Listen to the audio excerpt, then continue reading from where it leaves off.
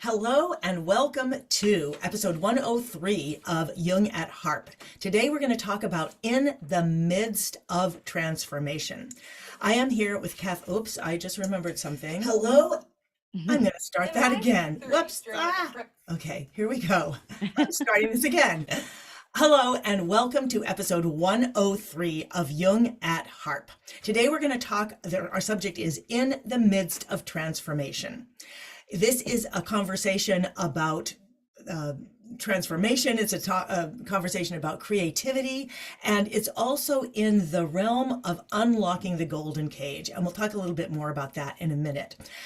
I am Deborah Henson-Conant. I'm a composer and a performer, and I am here with Kathleen Wiley, who is a Jungian psychoanalyst. We both play the harp, and so we call this series Jung at Harp. Now, this is part of a series of conversations that are also called Unlocking the Golden Cage. And the Golden Cage is a musical that I have written and that is going to be released to the world in 2023. And in the meantime, we are having conversations about the themes that are inside this musical, because this musical is just one way of looking at these themes that I have been interested in my whole life. And the musical started out with me asking myself at 19, is my life going to be a life of freedom or a life of security? Am I going to be looking for one or the other? And which am I going to find? And the musical came out of that, and it centers around a golden cage. And one of the characters is on the inside, longing to be out, and the other is on the outside, longing for the security of being inside. And in the midst of the play, there are transformations. So even if you haven't seen the play, and maybe especially if you haven't, this conversation is an open exploration of our own lives and the times that we've experienced the things that we're talking about and that the characters do. And you came up with a quote, Kathleen, from Jung that was really fascinating. And I wonder if you would be willing to read that quote. Yeah, I'm happy to. If for those of you who, are librarian and track everything, this is from Jung's Collected Works, volume 14, paragraph 623. Jung says, the state of imperfect transformation, merely hoped for and waited for, does not seem to be one of torment only, but of positive, if hidden, happiness. It is the state of someone who, in his wanderings among the mazes of his psychic transformation, comes upon the secret happiness which reconciles him or her to his or her apparent loneliness. In communing with oneself, one finds not deadly boredom and melancholy, but an inner partner. More than that, a relationship that seems like the happiness which reconciles him or herself to his or her apparent loneliness. In community with oneself, one finds not deadly boredom and melancholy, but an inner partner. And more than that, a relationship that seems like the happiness of a secret love or hidden springtime, when the green seed sprouts from the barren earth, holding out the promise of future harvest. I'm hearing this very differently than I did last week. It's really powerful. Well, when I read it, I immediately thought of the Golden Cage and Althea and Boris and how they represent two halves of our own psyche. And you said when you wrote the show, it was the two halves of your psyche, one wanting security and one wanting freedom. And indeed, those two opposites of security and freedom ultimately have to merge to become one. It takes Boris and his half freedom without any security, and Althea and her putrefied, rigidified security without freedom, to come together to help each other have enough of both that the whole self can emerge, that one can fly when one needs to fly, one can sequester and hermit is my word for it, when one needs to hermit. But that in both states, that loneliness that Althea suffers from when she is locked in the cage, Boris suffers from once the golden cages of cement and stone, and the loneliness of flying by yourself, of being out there. And psychologically, we can think about that as being too intellectual, as being too spiritual, and not enough in your own body and your own heart's desires, that it takes both. And when we realize each side is part of the process of the whole coming together in the whole, then we open up to something beginning to change. And we talked a couple of weeks ago about what is it that was that place where something intruded on for each of them. You know, Boris's feather intruded into Althea's cage. So something woke her up from the melancholy and depression of her aloneness. So here, this is powerful. I mean, there's so much going on in my mind. One is, where, for people who haven't seen this show yet, where these characters were and what they represent. But as you're speaking, it's also making me think about my personal experience in terms of being locked in not sharing. And we talked a little bit about this morning. We talked about hoarding our creativity. And so I just want to mention to the people who are watching that the genders of the characters are irrelevant. It can be cast any gender, race, age, body type, doesn't matter. It's just two sides. And so when we're saying he and she, that's just how it got cast this time. And in fact, the whole experience shifts by the end of the show, and each of them has had the experience that the other has, and that is how they are able to actually finally navigate to freedom together in their lives. So I wanted to say that, but I also wanted to say, as you were reading that quote, about a secret happiness in our loneliness.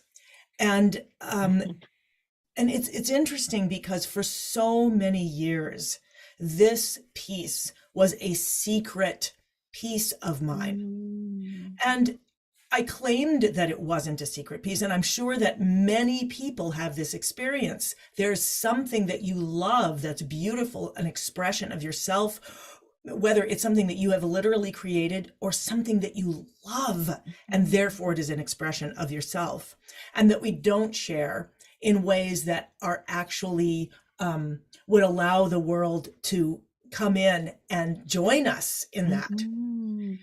And we can talk about, why that is. But I certainly know that it is an experience for me, and the impact on me was I was holding on to this thing, just like when Althea is in her cage and she's holding onto her life. And at the same time, I claimed I was on a quest to share it, just like Boris, who is a bird person who has been searching his whole life for this cage. He claims he is searching for this cage, and yet all his adventures take him into other realms, where he never really finds it. And so this moment of my life I'm seeing is also this moment in the show, and I think is related to other people's moments, this moment of in the midst of transformation. In the midst of transformation. Yeah. So right now, this show was performed in New York City. We captured it on video. That was the point. Now we're developing it for, worldwide release on the Streaming Musicals Network, so that the show is out there, the story is out there. But right now, it's hidden.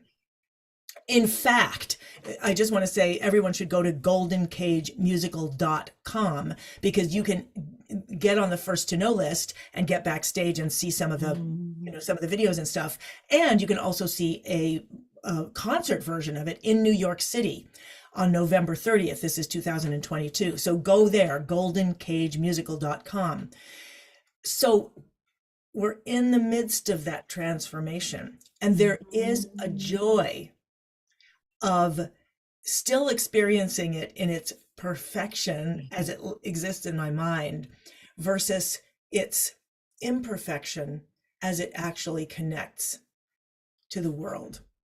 So, can you talk about what happens to people when they are in the midst of transformation and they start to feel like, oh, but this is weird. This feels weird. Because that happens in the play, that when each of them actually takes the action of doing what they want to do, within seconds of doing it, they are in dire peril. Yeah. So, human nature tends to not like change, and transformation is change. I've sat with a couple over my 30 years of being in private practice where the partners are in distress, and one of them will say, well, I haven't changed since the day you married me. Well, therein is part of the problem, And with the Golden Cage, as well as all of your work in your legacy project, you are in the process of changing your own sense of how you're safe. You're no longer going to have to hide or hoard all of your work to be safe, that you can begin to feel safe and letting it go, even if it's not perfect, even if somehow you are like, but it might change next week. It might change next year, which all living creative projects do change if they're alive. Once something becomes fixed, it starts to die, it loses energy. That's just the nature of how things come into the physical plane. So I think the first thing that happens when people are in the midst of transformation is they can get scared. The second thing that can happen is they can say, oh, what have I done? And sometimes the what have I done isn't even registered consciously. Other times it is. And there's a beautiful song, Once Boris is the one who's locked in the cage because he got in and he immediately barred the door as a metaphor. He immediately said, no one else can get in. No one's taking this from me. And as a result of that, he locked himself in, and something of the magic of the cage began to die. Something of the life-giving aspect began to die. And he then sings about that. There's a place where and when he's kind of in that melancholy, aloneness, feeling trapped, he sings and he has some realization about that. That's right. That's right. They both do, because she jumps off the cliff and he Yeah. bars himself into this thing he's been searching for. And he sings this song, like exactly what you said. What have I done? Yeah. What have I put into action here that I can no longer step back? And I realize that we're talking about something that you haven't seen, but I have it that you have seen this in Right. your own life, and that talking about it before you've seen the play is part of opening up and unlocking the golden cage, and not unlocking the performance of the golden cage, unlocking the experience in life of the golden cage, which doesn't even require the play to do. But what have Right. I done? And he who has locked himself in and murdered, basically, says, I need to follow it back. I need to understand. And it's just like, first came the dream, then came desire, then, then I built this lie. And then before I knew what happened, oh my God, it went step by step. But first came this dream. That was Mhm. all. And at this almost the same moment, but we don't know till later, Althea's experiencing the same thing, seeing her end in front of her. She's fallen off the cliff. I see the ground. I see it race.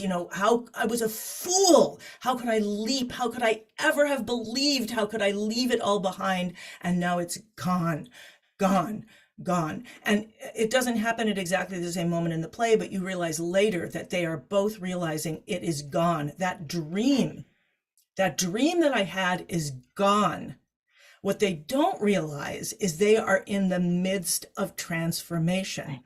And in that midst of transformation, it can seem, and may seem the opposite of what Jung was talking about, because I have it that Jung was talking about that in the midst of transformation before you take action, and then in the midst of transformation after you take action. Like there's this beautiful love, and you see that he's been in love with his cage his whole life. She is in love with what it's like to be outside. They sing these love songs to a state of being. He sings a love song to a cage. She sings a love song to, her dreams of flying. And yet, and this is where I just feel like it's so, it's not like I knew this when I wrote it. That's why I love this, because it's unlocking it for me. And yet, in the moment of taking action and making that transformation from a state you were to a state you are, the transformed state, it feels like death. Absolutely. And Jung writes a lot about that because nothing new can grow if something doesn't die. And, we might talk about it if we want to use the psychological jargon. Both Boris and Althea in their own way represent a dominant ego ideal, an ego belief, a thought, a guiding principle. And each of them represents some dominant ego idea that we wake up every morning with and start to shape our life according to. Well, then all of a sudden we find ourselves in a place where we realize our dominant ego attitude has put us in a situation we don't want. That suddenly something we were seeking after, whether it's the title at work or it's the number in your bank account, or it's a particular kind of relationship, or it's a weight loss goal, or it's learning a new skill.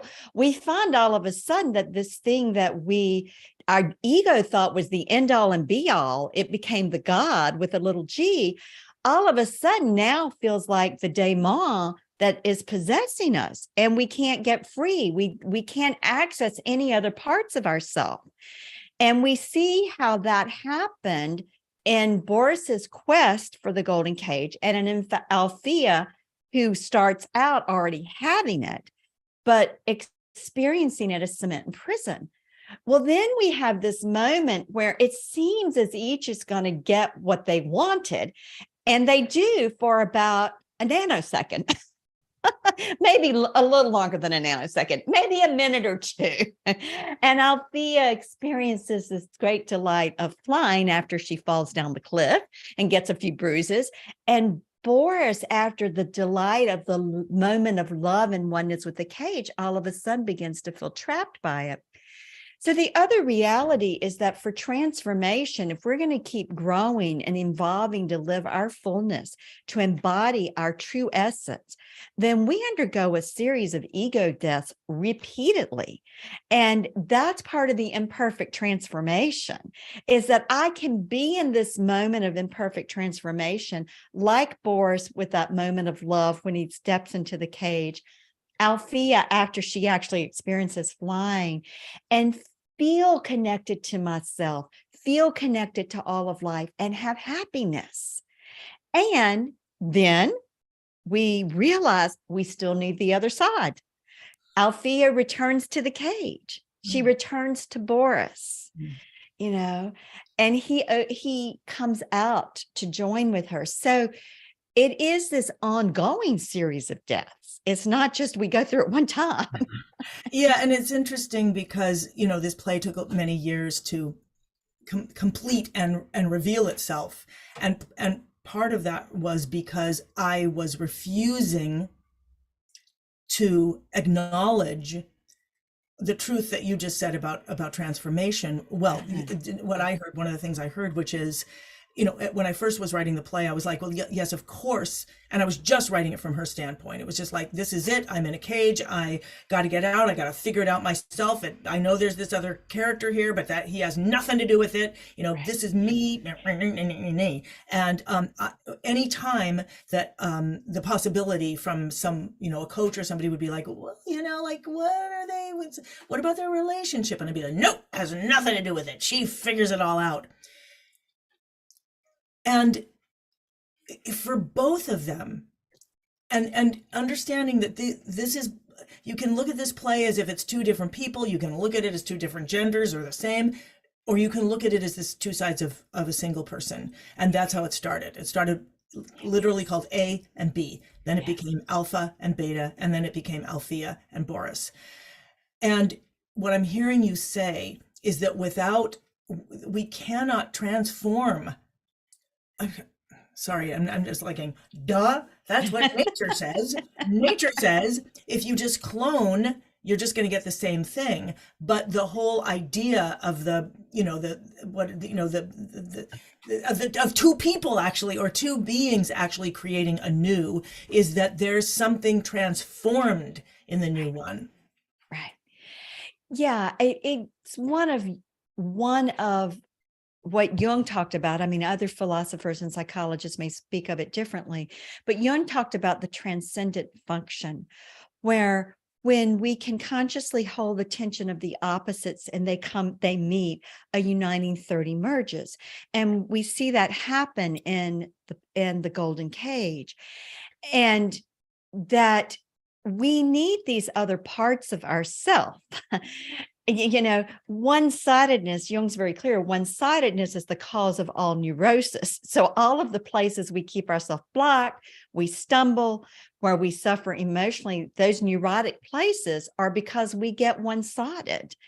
We think it's only about security, or we think it's only about freedom, or we think it's only about speaking my mind every time something comes up, or we think it's always censoring myself. It's in between. We need both energies of any continuum of opposites, so to speak. And we need that other in us. I mean, that's the inner partner. One of the reasons I love this quote is within these 3 or 4 sentences, he repeats that meeting of the inner partner.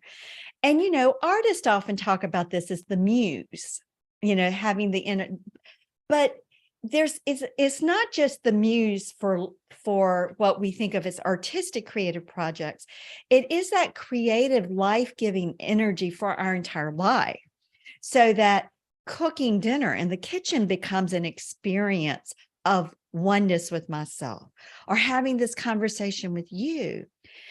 And the other piece that is integral, because in this quote, Jung is talking about it as the inner partner and oneness with self, that is catalyzed by our relationships with people in the outer world. This is why we come together almost every week to have a conversation, is that we learn something about ourselves with each other. You mirror something to me. You offer a perspective that some part of me knows, but I'm not yet consciously connected to. So we meet ourselves in each other, and that is part of the importance of relationship. And I want to put a plug in here. Next, if you're watching this in November of 2022, November, I believe next weekend is the 18th and 19th, or 19th and 20th on Friday night and Saturday. I'm presenting online with the Washington Jung Society on individuation and couples. So if you're interested in learning more about moving toward wholeness, which is what individuation means in the context of relationships, go to the Washington Jung Society website. And will that be recorded for replay if people miss it? I think so, but I'm not I need to clarify that. I think it will be, but I'll, yeah. So I'm really, really taken. So many ideas came as you were talking about this, because I teach improvisation, Mm-hmm. and I teach improvisation from a specific format, and it always has to do with structure, freedom, structure being the foundation of freedom, and then character comes into that. It starts with an impulse. There's a framework that you can use just to focus, and then character comes into that, and then you can start differentiating with roles, and it becomes rich. But it's just this process, and I realized that as you were saying that, I was like, oh right, because and I was thinking the other day about jazz, because I was hearing somebody talk about gamification of stuff and how it's really great to have a game where the guidelines stay the same, but it's always different. And I was like, oh my God, jazz is the greatest game ever. Like it's always, you always have different players. It's exactly, the rules. Once you learn the guidelines, they're there, but they're there for creativity. And you have a different, you can play on different levels, and you can still play the game, and you can pull in different tunes. And so that was exciting thought. And I was thinking about that again as you were speaking, because I was thinking that the combination of a framework on which you can explore an idea Mhm. becomes an opportunity for constant transformation.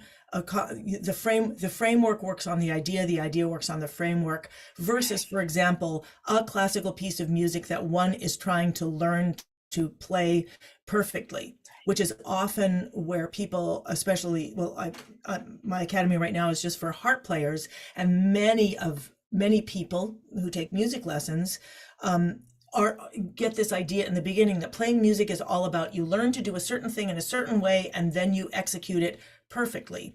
And that's, the more perfectly you execute it, the more perfectly it is experienced.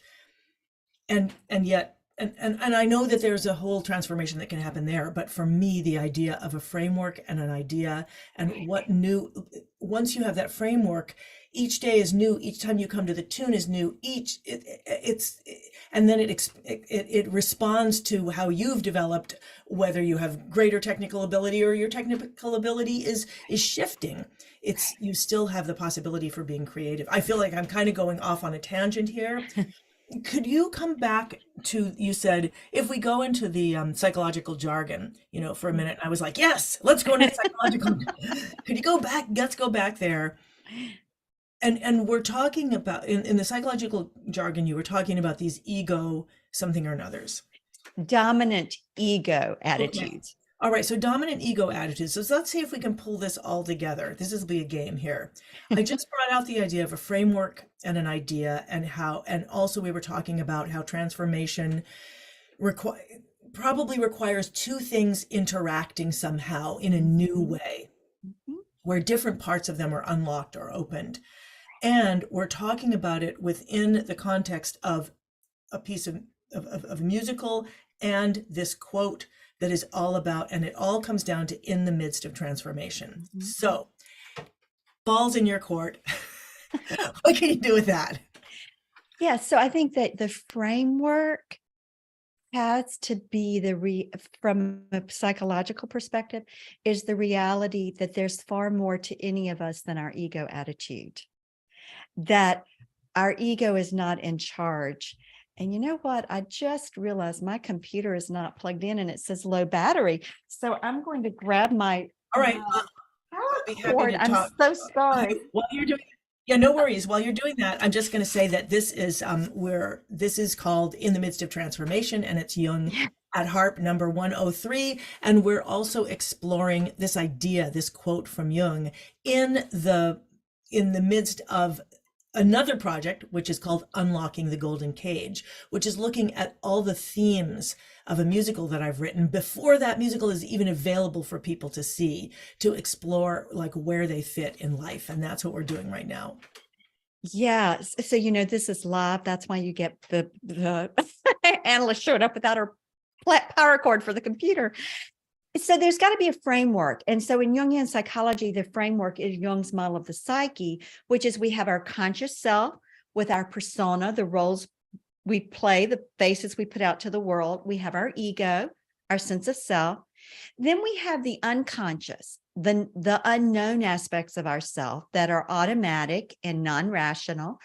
And there are two layers within the unconscious. There's the personal unconscious, where all of our historical feedback loops, our learned internalized ways of being vis-a-vis our family and school and church and community. And then there's the larger collective unconscious, where all of the instinctive and archetypal energies that are the universal templates that flow up through us originate. So I think of the collective unconscious as the great waters of life. Everything lives in the collective unconscious. And vis-a-vis our biology, our genetics, our upbringing, our experiences in the outer world, the personal unconscious, certain of those energies get activated, certain ones are there, but kind of dormant. So you got to have a framework. when you teach improv, the framework involves what? The key, you got to know the key you're in. You got to know the chords, or you got to know if you're going to modulate. No, the No, framework's tell actually me. totally different. All right, So tell me the the framework. yeah, the framework that is a framework through time. It has to do with introduction, Okay, theme, exploration, theme, ending. okay, so So it you're can be applied to absolutely anything. Yeah. got it. So you've kind of got, this is the framework. This is the sequences of the part of if you're going to perform a song or you want to share a song. Or if you're taking any theme and one way to explore or put any theme into a context of playing it like it's music.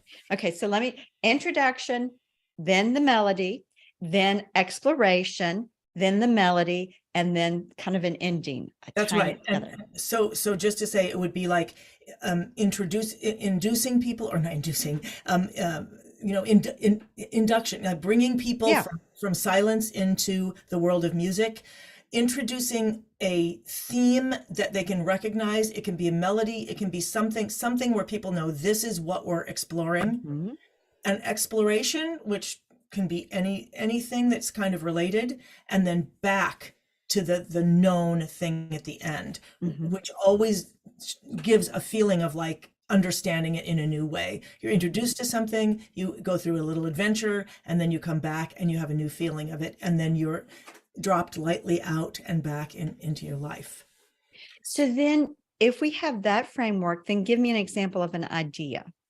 Of using an idea in that framework. Okay, so I might say, hey, we're going to talk about water.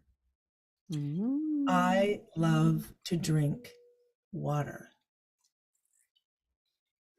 Flowing, beautiful, wet, rich, growing water, the water that comes from the sky, the water that comes up from the ground, the water that comes out of my eyes when I cry, the water that comes out of my armpits when I sweat, the water of life. I love water. So that was my introduction. Pull it up. Mm-hmm. The theme was I love water. Mm-hmm. I explored loving water. And then at the end, I said, I love water, and I put it back down. That's a framework for exploring anything. So if we want to translate that then to our life, we've got the framework of these layers of psyche. Persona, roles that we play in the outer world, our ego, the sense of who we are, that's always more than any one role, our unconscious, our historical adaptive self, and then all the possibilities inherent in us because we're human. Now we have an idea. The idea is, let's just use yours. How do I share all I've composed in my life? So there's the idea of the legacy project. So now that idea has a persona, a role with it. You're the composer who's sharing. Then there's your ego, who is the composer who wants to offer this, but also the composer who's been deeply touched unconsciously because of these works. There's something personal you're sharing of yourself. And then there is this larger strata of life and the creative energies that flowed up through you, that these ideas, even in the golden cage, are not new ideas. They're ancient archetypal energies, instinctive energies, but they flowed up through you, the person of Deborah Henson-Conant, that 19-year-old you were with all of the historical you up into this manifestation. But always it returns to where you are in this moment. So this is how that same principle plays out, whether it's about your legacy project, it's about, am I making dinner just because I'm in the persona of wife or the designated chief cook and bottle washer? Or am I showing up there out of this creative connection to myself, where it's a full-bodied sensory experience, where I'm one with me instead of all alone in a role or a persona doing a task? And we can get caught alone in any of these levels of our psyche. People are often caught very alone and historical experiences and trauma that are in the personal unconscious. So that's one way we might play with. And what's the dominant ego ideal there? Well, it varies according to the situation. My example of the cooking or the example with your legacy project, there's a dominant ego ideal at work in each of those, a sense of self that is embodied, but there's also so much more there. And so that exploration is so important, even as we live and move. And that's part of why having conversations with other people, taking classes, opening up to new ideas and skills is such an important part of living into our fullness. So it was really interesting because as you were speaking, I wanted to say, oh yeah, and then there's a part of me that's been scared, scared. And um and then I was like, stop talking, listen to Kathleen. Let's leave that aside for a moment. Let's leave that Mhm. ego persona that I've lived so long aside for a moment. Um, and yet I know that it's dominant in so many people, as people that, and what I'm realizing, and what I see in the academy, my Hip Harp Academy, where where it's a safe place to share, is that classes are great and all of that is great, and yet it is human sharing, authentic Mhm. human sharing of not just like, oh well, I'm scared, which is fine. It's like it starts there, but the authentic sharing of the transformation, often which we barely know the words to use, or that I know that I will often be afraid to share a transformation. And as you were speaking, I thought I am in the midst of transformation between the artist who has been afraid to share the deepest work and has done it in many ways in which I got on stage and looked like I was sharing absolutely everything, so no one would ask about the things that I'm not sharing. And I'm in the Mhm. midst of transformation to the artist who is sharing. Yes. Yes. And Yeah. and hopefully creating, you know, creating a road for others by doing that. That's right. Yes. Yeah.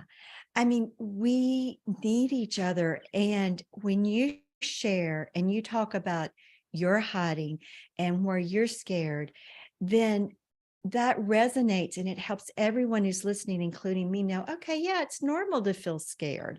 Yeah. And that doesn't mean I'm not going to share. And I, again, from a psychological point of view, then take it to, so what's the support that's needed to share? Right. Because again, if we go back to the golden cage, both Althea and Boris needed support to expand into these other aspects of themselves. And there is a way that the inner partner shows up to support us if we will take it.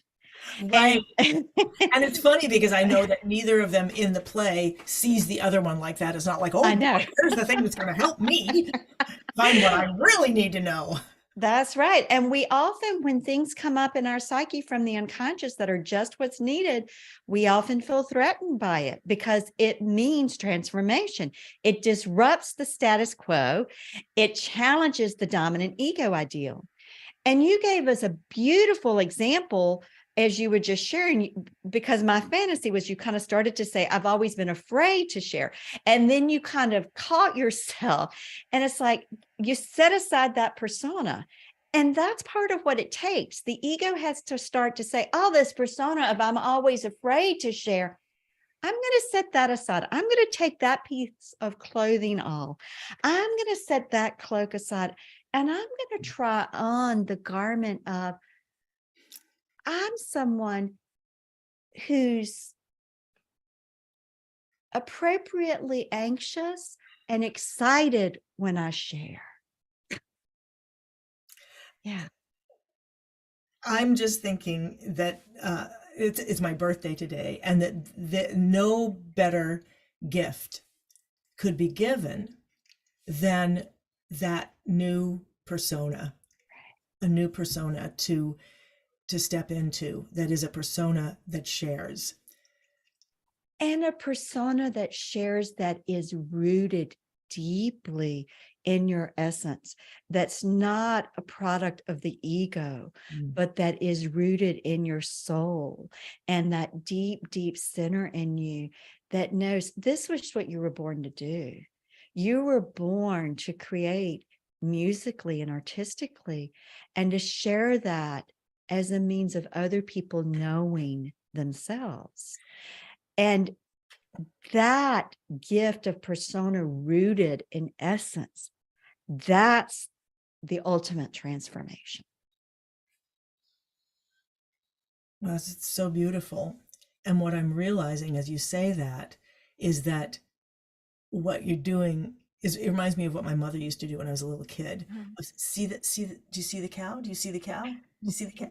So it wasn't that the cows weren't there, and it wasn't that the transformation, it wasn't that that part of me wasn't there. But what I'm hearing today is of saying, there it is. That's it.